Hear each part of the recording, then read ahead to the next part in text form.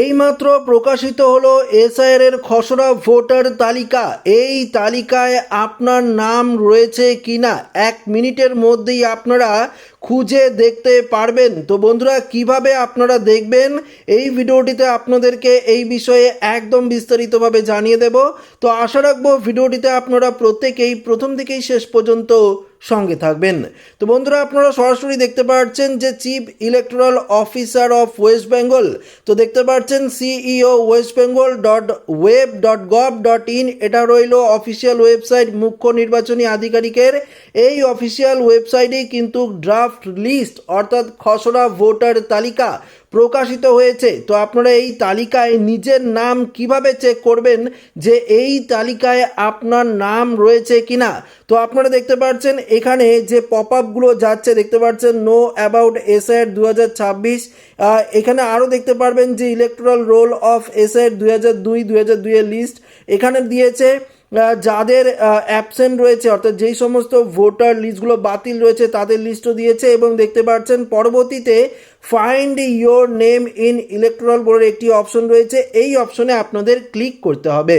Click করার পর আপনাদের এরকম একটি ইন্টারফেস দেখতে পারবেন, যেখানে আপনারা সিলেক্ট ল্যাঙ্গুয়েজে গেলে এখানে আপনারা হিন্দি, অ্যাসামিজ দেখতে পাচ্ছেন, বাংলা, এভাবে সমস্ত ল্যাঙ্গুয়েজ পেয়ে যাবেন, সমস্ত ভাষা থাকবে। তো আমি এখানে বাংলা যদি সিলেক্ট করি, পরবর্তীতে দেখতে পাচ্ছেন যে ইপিক নাম্বার, এখানে দেখতে পাচ্ছেন ইপিক নাম্বার অর্থাৎ আপনার যে ভোটার কার্ডের যে নাম্বারটি রয়েছে সেটি এখানে লিখতে হবে। এখানে সিলেক্ট স্টেট, দেখতে পাচ্ছেন আপনি কোন স্টেট থেকে দেখছেন, অবশ্যই পশ্চিমবঙ্গই হবে।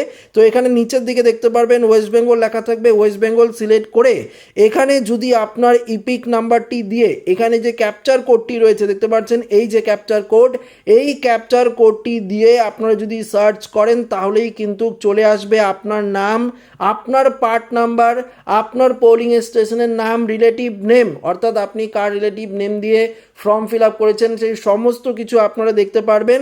তো পাশে লেখা থাকবে ভিউ বলে, সেখানে আপনারা ক্লিক করলে সমস্ত কিছু আপনার বিএলওর নাম, আপনার ইআরওর নাম, তাদের কন্ট্রাক্ট নাম্বার সমস্ত কিছু আপনারা দেখতে পারবেন এবং ফুল সেই লিস্টে আপনার নাম রয়েছে কিনা আপনারা কিন্তু চেক করে নিতে পারবেন। তো আমি এখানে সিকিউরিটি পারপাসের জন্য এখানে দেখাচ্ছি না, নাহলে আমি আমার যে ইপিক নাম্বার রয়েছে সেটি দিয়ে আপনাদেরকে দেখিয়ে দিতাম, কিন্তু আমি নিজেও চেক করেছি আমার নাম রয়েছে।